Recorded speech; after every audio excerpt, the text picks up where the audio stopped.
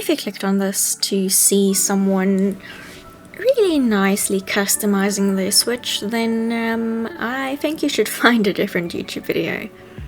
Because I was also once there, and let me just tell you, it did not work out well for me. I don't know if I have bad luck, maybe I did something in a previous life and I'm still paying for it, but my Switch is now only 2/3 customized, and you'll understand what I mean in a few minutes, I guess. So to preface, I kept seeing videos of people swapping their shells and changing the backplate, and the backplate seemed like the easiest option. So I went online and I found a place in my region that sold pretty much just backplates and Joy-Con shells, and even replacement parts if you need them. And they got here and I was super excited, but I waited until it was weekend, so you know what, I could spend the Saturday morning doing this. It started and I began undoing the screws on the backplate, because you know what, that would be much easier than, you know, disassembling the Joy-Cons and possibly breaking ribbon cables, I don't know. So I started unscrewing and I was like, okay, interesting. This isn't getting unscrewed.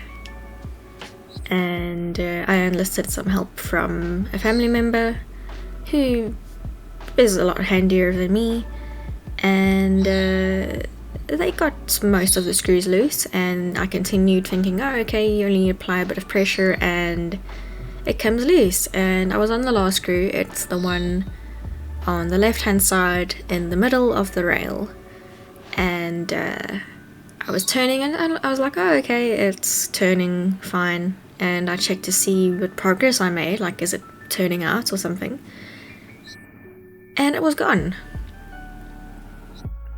The screw threads, well, where the screwdriver head goes in, the little Phillips, it was gone. There was nothing to catch and turn.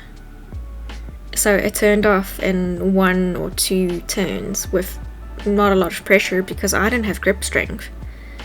So yeah, that wasn't good. And I was like, oh okay, let me ask my dad if we can do something. And we couldn't. We tried the rubber band method. I tried using a small flathead and maybe trying to turn it that way. Maybe it catches. I tried drilling it out, to be honest, but it is close to the battery side. So in the event that my Switch one day breaks, it will just have to be broken off, because that's the last screw holding the backplate in place. In any case, I just changed the kickstand and I was done with the backplate. I obviously replaced the screws that of the other holes, but still. And then I moved on. I did the left Joy-Con. I did what I was intending to do originally. I fixed or replaced the joystick on the left one because it was apprenticing or auditioning for Tokyo Drift, for the new remake. If you didn't know there was one. The joystick obviously knew there was one and it was preparing. And that one went fine. It's really simple to take apart the left one and put it into another shell, if you will. Even the shoulder buttons that people usually have problems with are pretty easy, to be honest.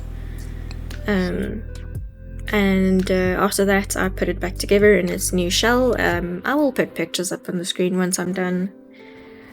And I moved on to the right one, and let's just say I wasn't able to finish the right one that Saturday. I was stuck with just the one Joy-Con and an uncustomized Switch body.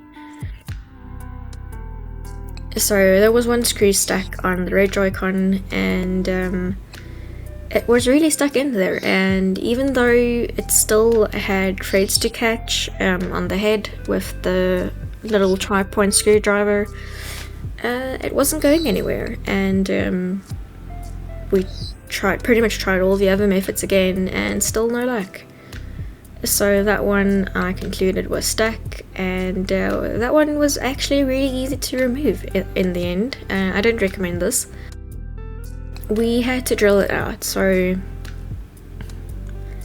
yeah, I lost that screw, but I was able to switch the... Oh yeah, so the red Joy-Con was a bit trickier to move. It has a lot more parts than the left one, especially the IR sensor, and I think it has like some sort of a thing, like a chip thing with an antenna that goes next to the battery. I'm not really sure what it's called. Maybe someone in the comments might know if you comment at all. So now I have two Joy-Cons that match. I could have just put in the green one back in the blue one, but to be honest, I bought this and I wanted to use them, so now there are this nice pastel green. And the kickstand is also the same color. The backplate was supposed to be, but it just wasn't meant to be, you know, and I'm not going to tinker with something that's not broken. So in the event my Switch breaks one day, we'll sort it out. But until then, good luck, Charlie.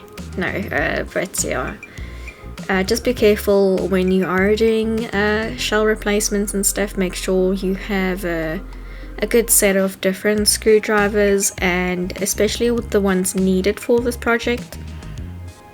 You can find the exact models and stuff on the internet, on Reddit, on iFixit, and I will probably be investing in a little iFixit toolkit one day if for whatever reason I decided to do this again, or I finally give in to my urges to fix Switches and 3DSs and stuff.